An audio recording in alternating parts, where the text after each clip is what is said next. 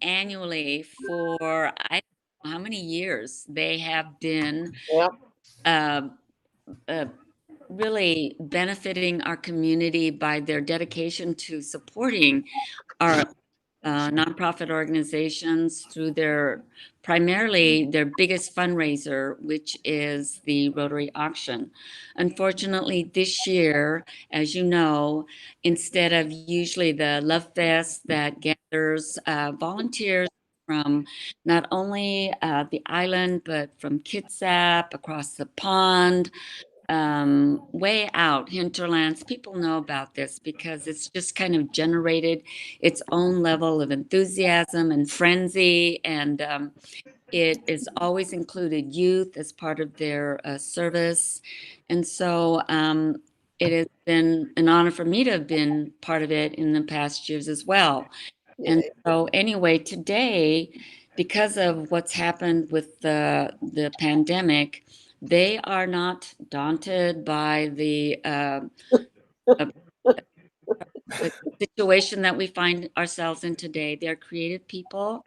And so Susie Burdick, before she knew, I think, that there was going to be a pandemic, accepted the role as a as the auction chair. So she is the 2020 um, director of auction for the Bainbridge Island Rotary, and not only online but also for the live auction part. So she's here to talk about a little bit about it and then walk us through, I hope, so Yeah.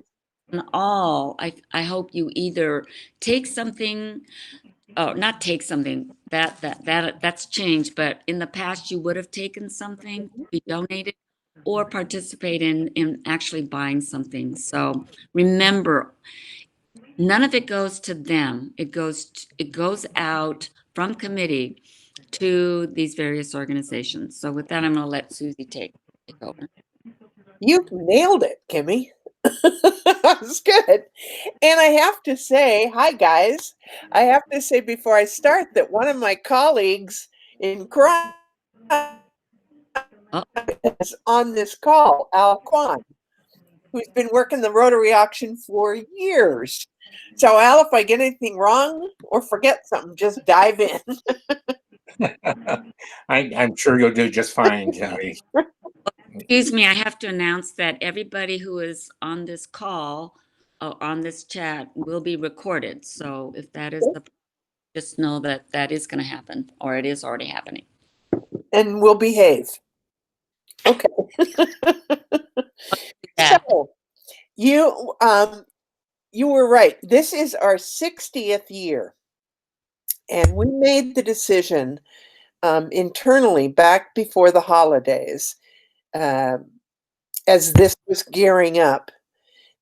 Well, we made the final decision once the pandemic really hit that it wasn't going to be this year in person, that we wanted everybody to be safe, and gathering people, 1,500 volunteers who work it, and thousands of people who donate and come to shop. We just didn't want that. However, we also acknowledged this is a community event that our community really looks forward to, and I mean our extended community.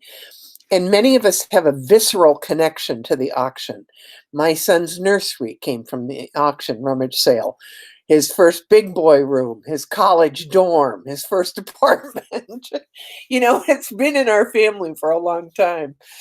And it's a community event where people love to get together and do that sustainable thing of essentially recycling good stuff for someone else to use.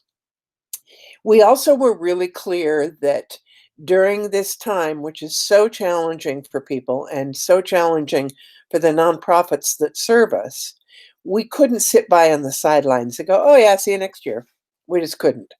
Because as you were saying, Kimmy, all of the money from this, all the proceeds from this go back out into the community in terms of grants or international work or scholarships for kids. Not a dime of it goes to the club. All of our expenses are covered by our membership fees. So we felt like both we wanted to continue the tradition and and this community event, but we also wanted to make it clear that Rotary is there even if it's hard and even if circumstances change. We're not going to shy away from it. We had no clue what we were getting into, I have to say. The IT learning curve on this has been tough, putting it together. Luckily, we have some real wizards who have been doing this. So we decided to go online. We decided on a peer-to-peer model. So what happens is, and I'll show you all this on the website in a bit, what happens is that somebody donates online. They're good stuff. It has to be, unlike the auction where we take pretty much all prices and ranges, this needs to be $20 and up. And we're still running it with volunteers. All volunteers. A lot of the old department heads have come back, and it's a nice thing. It feels really good. It, however, has had a huge learning curve for us on how you do this, how you manage the inventory, how you manage the sale. So people still go online and donate, or they go online and donate. And then that's from August 1st through 18. And then we get everything organized on the website. The department head's job is different than it used to be, of getting things and cleaning them up and stuff. We don't take the stuff because we thought we can't ask our volunteers to risk their own health. And a lot of our volunteers are seniors and in high risk groups. So it was just like not a thing we could do. So starting August 24th through 30th, then people go online and can shop and buy. There'll be a preview, like a one-day preview prior to that people can come to. But you go online and it's either on sale, like now, you can buy it now, or it's part of an auction, like boats and vehicles and stuff will be part of an auction, fine artwork. And there's a cool feature on our software that when you to buy it, you get automatically notified if anybody outbids you. So you have a second chance. No, I really want that thing. So what we're doing is, oh, and then the peer-to-peer part, sorry. The peer-to-peer part is then once somebody buys an item, we connect the buyer and the seller and with information, and they can make the exchange however they want. They can say, it'll be at the end of my driveway from X to X, or I'll meet you in the Safeway parking lot, whatever it is. So it's not something where people have to, volunteers or the buyers have to go into homes to get stuff. Because again, our highest priority on this, quite frankly, is safety. And the thought of connecting people in person when we can't guarantee social distancing and we can't guarantee mask wearing and everything else is just not something we wanted to get involved in. So all that said, we've put together so far in our first, we only went live on the 1st, and we have something like 300 or 400 items so far, and they're good ones, and people are donating all the time. We've got about 7 cars. The Masonic Lodge on High School Road has been gracious enough that we can actually display the cars and the boats that we get. People have to social distance and everything, but they can actually see them and then work out all the details with our volunteers heading that department. So we can take tons of items. I think we've tested the software that we can easily do, more than 1,000. As stuff, people will be notified if their stuff is sold. If stuff doesn't sell, it stays with the buyer. And we encourage them to drop it off at the live auction next year, if they can hang on to it for a year and drop it off. There are certain things we don't accept, and we publicize that on the website. Weapons, we don't take any weapons of any kind.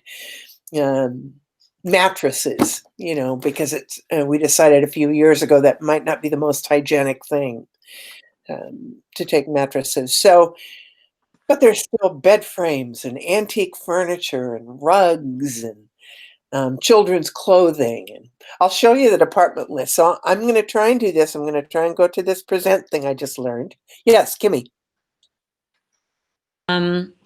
You said when things don't sell, it goes back to the person It's donating. Yeah. The prices determined by the donators, and are they fixed? No. Yes and no. So the way the prices work is that the donor on the form that they fill out indicates the fair market value. And not fair market new, but fair market used, because these are all used things. Sometimes they're brand new. And then the department heads work through the database and figure out what they can sell it for. And they set that price.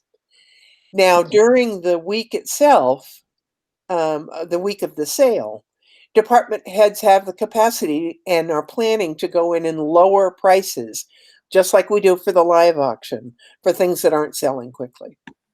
Okay? Are there other questions before we go to the website? Do you have a loo? We don't have a loo this year. The loo is traditionally the land of opportunity. At the live auction, we call it the loo, and people and stuff there goes for free. It's like, yeah, we're not going to sell this. Probably not. So it goes for free. But we didn't do a loo this year, partially because of just the logistics of trying to get people together and sell. Okay, are you ready to go to the website? Yeah? Okay, hopefully I do this right. Wrong tab. Are you seeing it? I'm not seeing you guys. Sometimes it takes a minute. Okay, Are you still the presenter too? I'm the presenter. Okay. And you have that tab open. Yeah, I've got that tab, and I can just unmute if you have a question for me, because I can't see you. So here it is, our 60th year. And one of the things that I love about the auction, I just have to share, is not only is it kind of a visceral family thing, like I was talking about, that many of us who've lived here, well, any of us who've lived here have usually participated in it some way or another. But the other thing is what we have been able to accomplish with the money. And I'll go into that in more detail in a bit. But it's pretty phenomenal. Like when we were making $625,000 in one day from the auction, which I think is what we made last year. There's about 125 in expenses, 125,000 in expenses to pay the school and pay the custodians, because we do it at Woodward. But what it did mean is that essentially 500,000 went out to the community, and went out in terms of grants and scholarships and international work to bring clean water and hygiene. So here we are. You come to the website. It is. I'm not seeing it. You're not seeing the website? No. If you go down to the lower right and it's click on change layout, do you have it on auto? I don't know, but let me double check.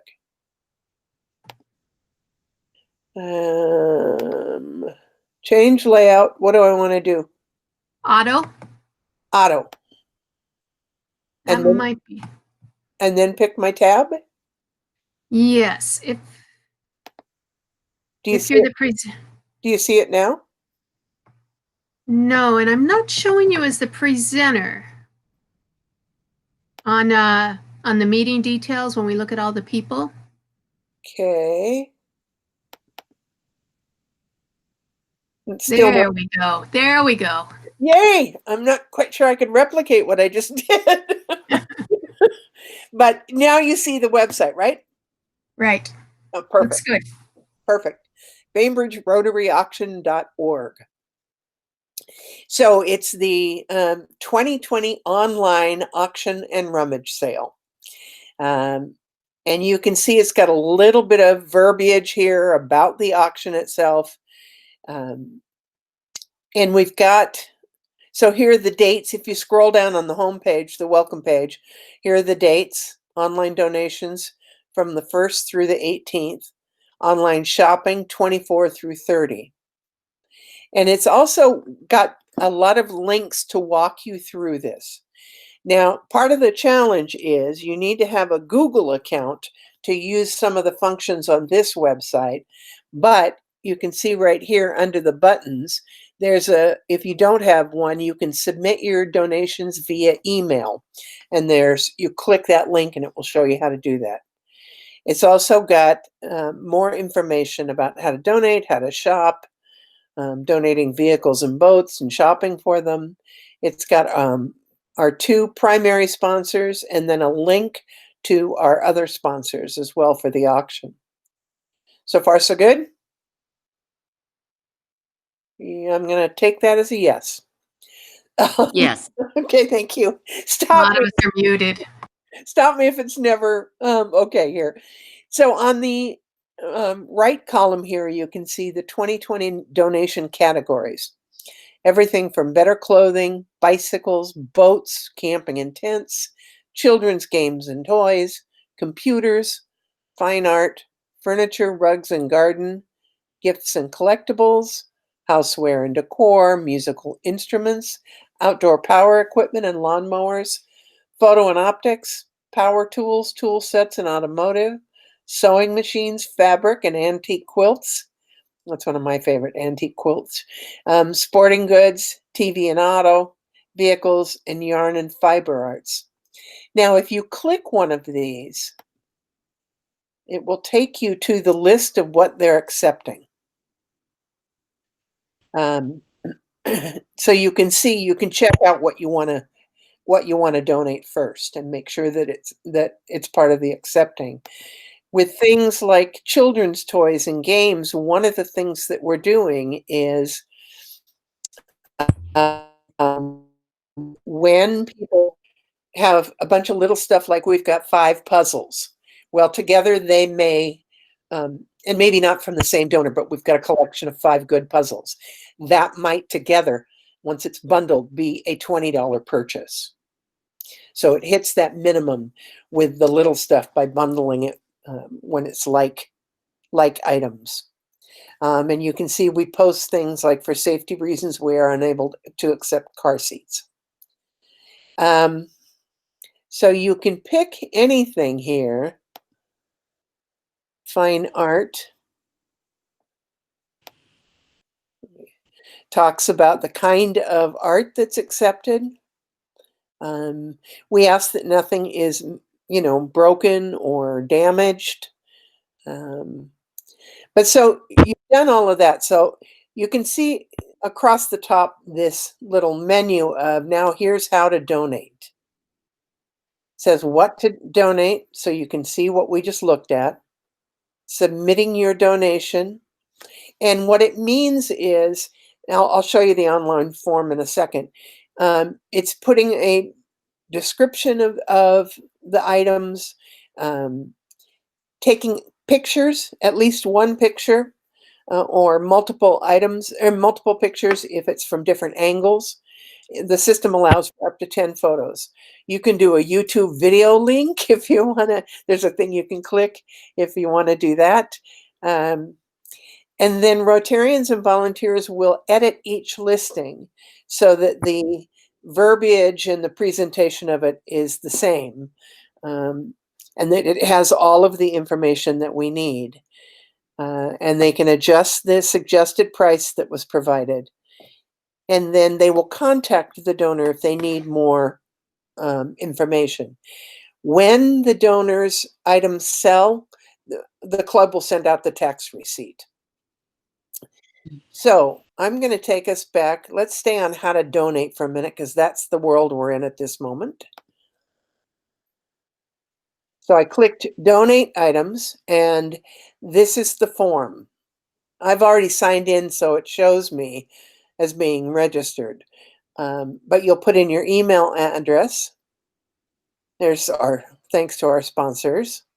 And read Where's this. Go ahead. the form? This is the form. It's an online form. So you start here with your email address. And I'm just going to do this. Susie, the form isn't showing. You may have to switch tabs. I'm not sure about the system. Okay. It's in a Chrome window, is it? Well, this form? is the form, essentially, what I'm showing you now. We don't see what you're seeing.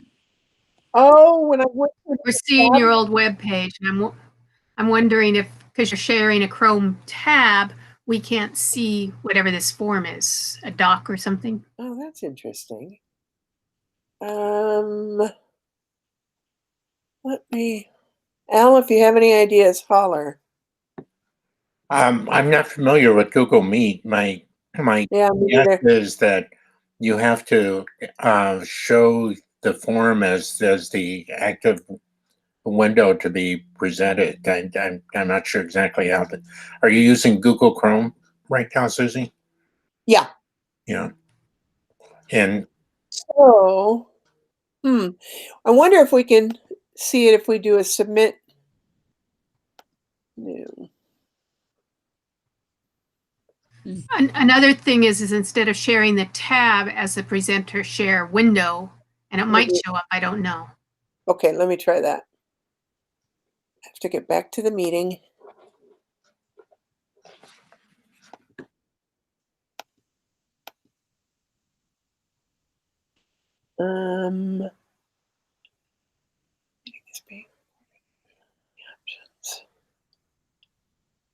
Sorry, guys. Oh, we appreciate you doing this. Yeah. We're on a learning curve, and you're right now. So that's scary, isn't it, Susie? It is.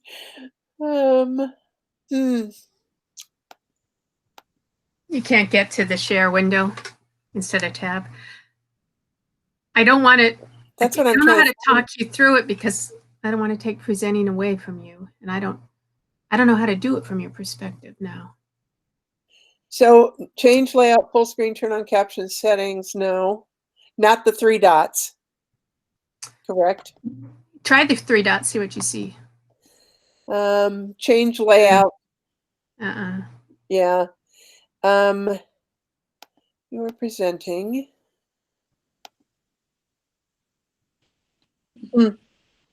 Can you talk us, just read the form to us? Yes, I can.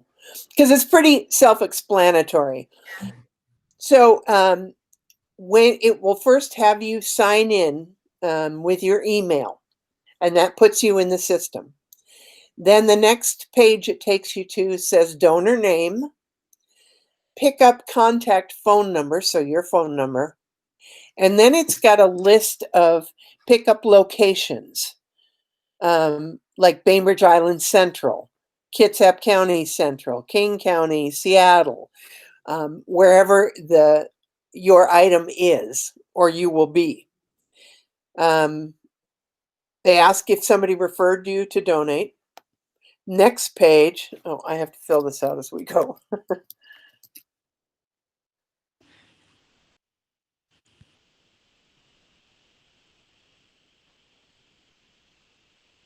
Bainbridge Island South.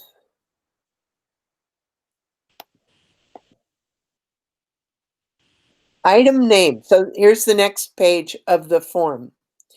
Item Diamond name. Sorry? A diamond tiara, I hope. Oh, let's try that. I'm typing in a diamond tiara.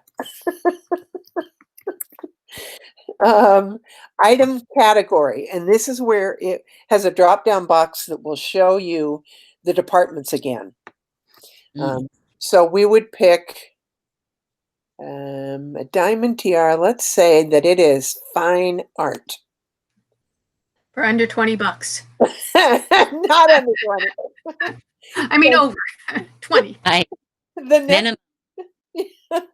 The next thing it will ask you for is item description. So I'm putting a beautiful tiara made of diamonds. Boy, we can dream, can't we? The next is condition, and your choices are new, unused, used like new, used very good, or used good. I'm going to say use like new because it doesn't exist, so I've never touched it. Have you tested it to make sure it works, like for electrical or mechanical, and your choices are not applicable, tested and it works, or other. So I'm checking not applicable because you don't really have to test it. Fair market value. I know nothing about diamond tiaras, but I'm going to say $5,000.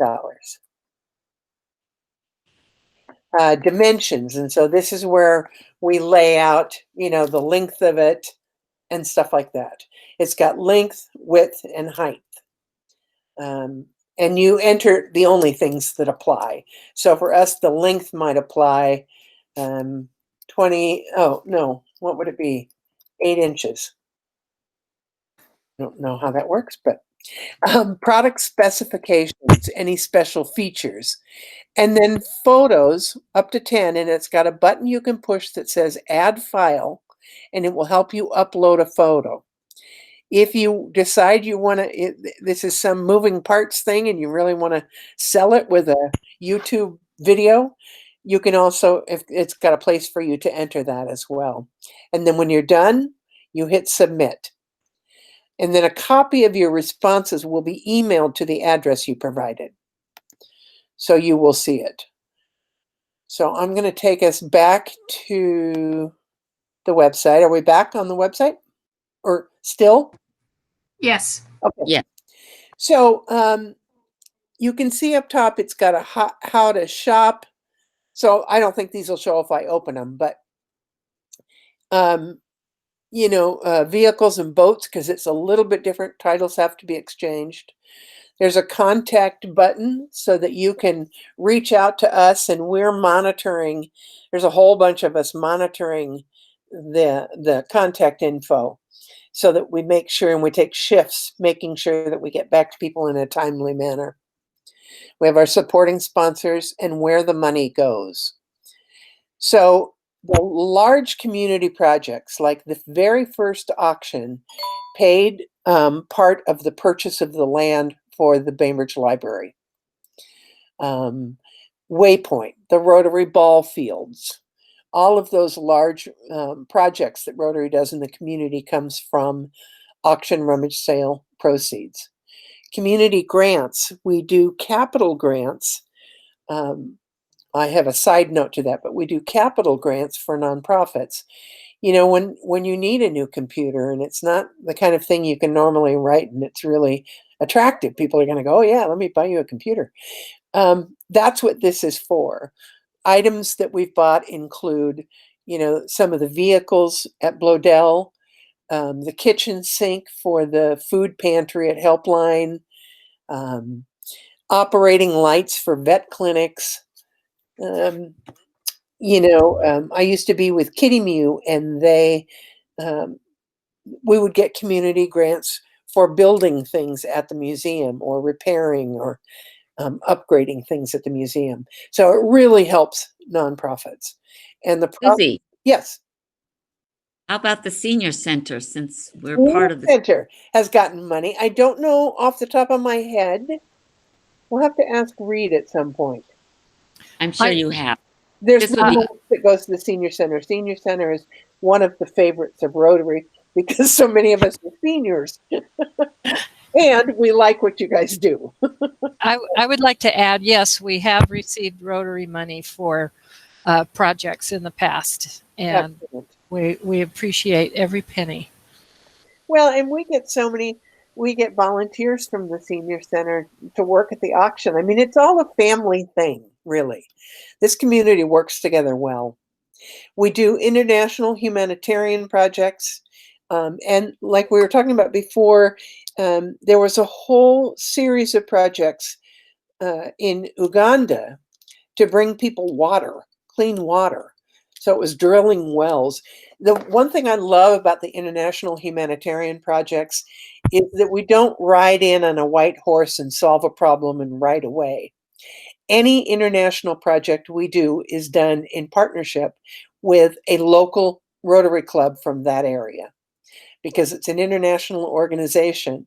When we work in Central America or Africa or around the world, we find a Rotary Club to partner with that's there and make sure that we partner all the way on the program so that they're ready to take it over. And it's not, and they've, a lot of it is learning too. So it's not just about providing a Band-Aid. It's teaching, as the old saying goes, teaching people to fish. The last category where we give out money is in scholarships. We provide both college and technical college scholarships for about, Al, correct me if I'm wrong, but I want to say about 30 kids a year. In that range. Yeah. Sometimes it's fewer than that. I think last year we had about 15, 12 to 15, somewhere in that ballpark.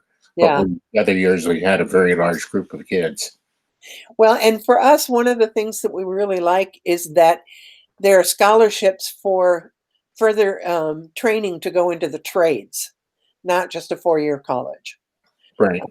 Really honoring people's choices.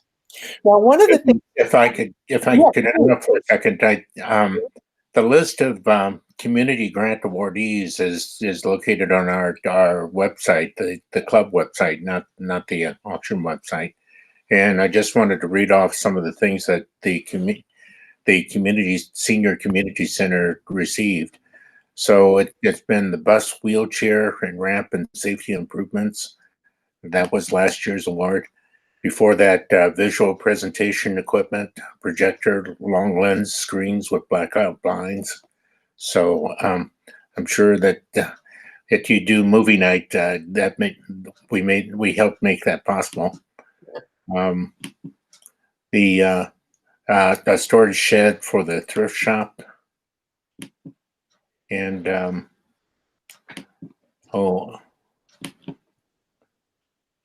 that's about it that I could find quickly.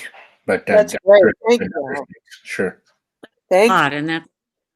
And as a board member, I appreciate the gift to the center because it really gets used well, as you know. So It does. thank you. Yeah. You're welcome on behalf of the club, not just me. The one difference this year is that on the community grants, the grant committee actually contacted each one of the nonprofits and said, do you need to do this project this year? Would you like to be able to use it for operating funds? A portion of the nonprofit said, we don't need this year. Keep the money. And it enabled us to give $50,000 to the Bainbridge Community Foundation to help with COVID, to dole out to nonprofits to help them survive this and figure out how they were going to come back.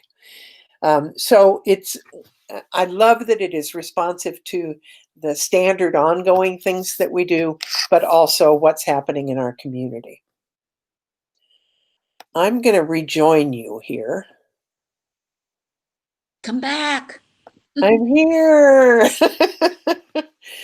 Part of what, does this make sense? Does it sound doable for you? To go online and donate. It's pretty self-explanatory. And like I said, with that contact button, you can contact any one of us and say, I'm having a trouble with this, and we'll get right back to you. And is that 24/7? No. Some people actually stay up late. I kind of sign off about 8 o'clock, in bed by 9 and not before 9 in the morning. But some of my peers who are dealing with this too are IT folks who are working around the world, so they're up at all hours. So who knows?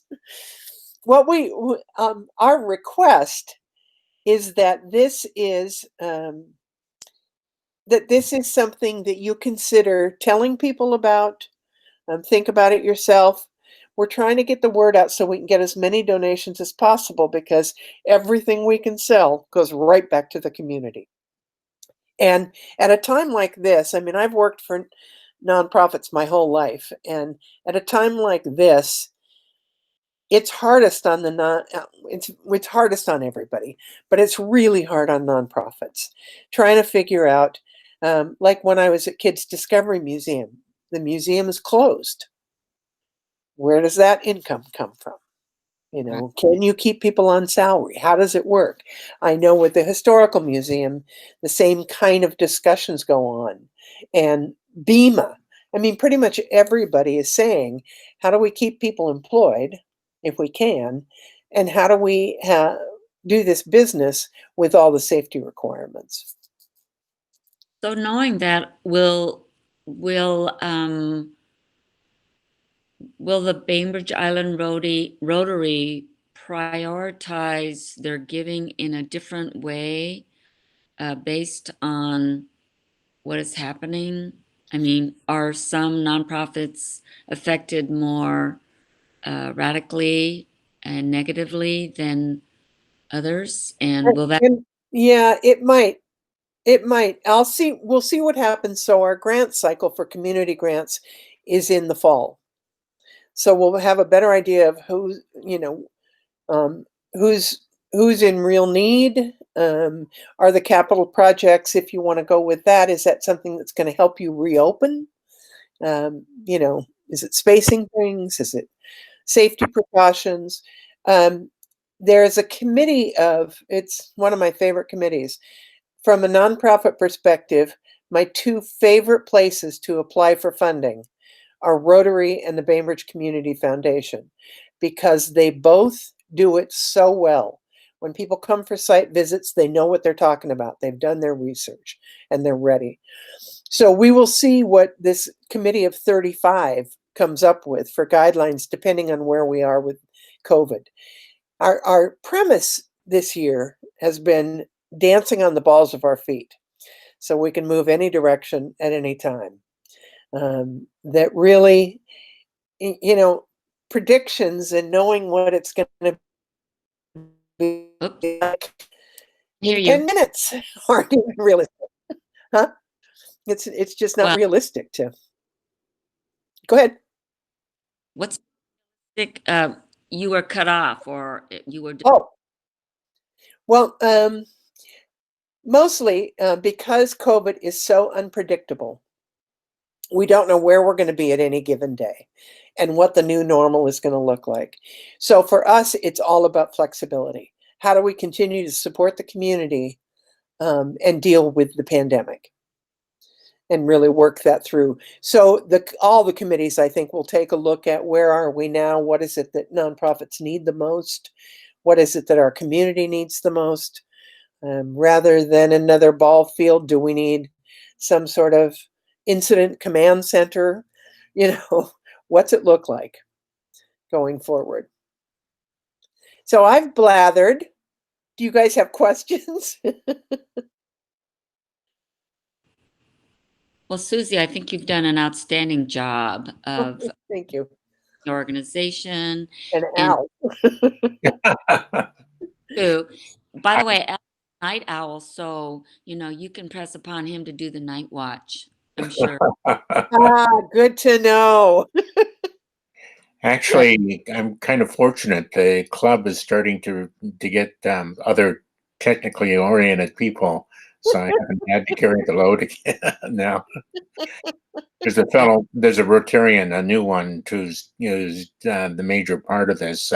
His name is Paul Brisson, and if you don't know him now, you'll eventually get to know him. It's amazing.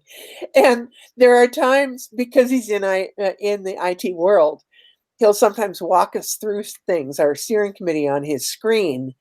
And after a certain point, we can't follow him because he's so fast. Slow down. Yeah, I know. Every success is he younger? Uh-huh. So, they just grew up with it, and They did. transition phase where we had to, you know, Yeah, ask now, how does this email, it just go and it's free? I mean, I had to ask these dumb questions over and over. that's right. Well, if you have more questions, or I just encourage you to visit the website. It is Bainbridge Rotary Auction.org. And you can take your time and walk through it and just see how you want to play.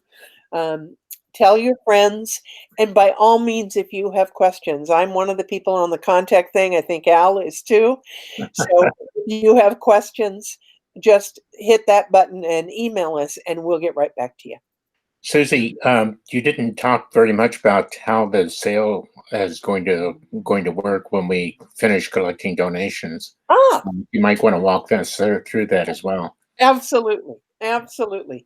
So the sale itself, I can't show you the page that I'd have to go to, but you can go on and there will be pictures of everything. You can click by departments. You can look at pictures and click to get the description. And then there is a way for you to purchase at that moment if it's a for sale now item, or to bid in the auction. And then what happens is that gets curated that whole week. And like I said before, if department managers see that something's not selling or not selling well, they may reduce the price. So it behooves us to visit it several times to see what's on there. There will be a preview. Right now, we're just finishing plans on that, possibly the day before this starts. So August 23rd, you Sure. didn't We haven't set times or anything yet, but we'll publicize that, and that will be on our website. And you can actually preview, go through, and look at stuff. In case you're one of those people who might have been waiting at the yellow tape at 6 o'clock in the morning for an 8 o'clock opening, you'll know what you're figuratively running to get. Yeah, you can run without having to, expend any energy. Uh-huh. Just use fast fingers. Very fast fingers. That's right. So Susie, what is the timeline for the grant process? Just rough dates? The grants open in October, November. Okay. And then decisions are made. And what happens is that 35-member grant committee, we actually go out to sites and do site visits and everything else and go through all the applications. And a couple of people are assigned to each grant. And then in March, April is when we let people know. Okay. If they receive the funding. And usually we do check presentations at the club or mail if we're still COVIDing. End of April, beginning of May. Okay. So just watch the Bainbridge website, and that will help you. The Okay. Rotary website. Actually, we do our presentations during our Zoom meetings as well, too. That's right, we do. That's a lot of fun. Kind of interesting, too. So the recipients are on Zoom we're doing all of our weekly meetings via Zoom now. So we have the program that includes the grantees. Well, thank you guys for this. Susie, for your time, and Al, thank you. Oh, you're quite welcome. Just want I need to log off because I'm off for an appointment as well. So We're all on Zoom meetings. Thanks. Yep. Thanks Yeah. for the book suggestions and the little tutorial on slugs. It was interesting. Great. See Don't you forget guys. here. Okay. Holler if we can help. Thank you. bye, there, everybody. Thank you so much. You Bye-bye. bet.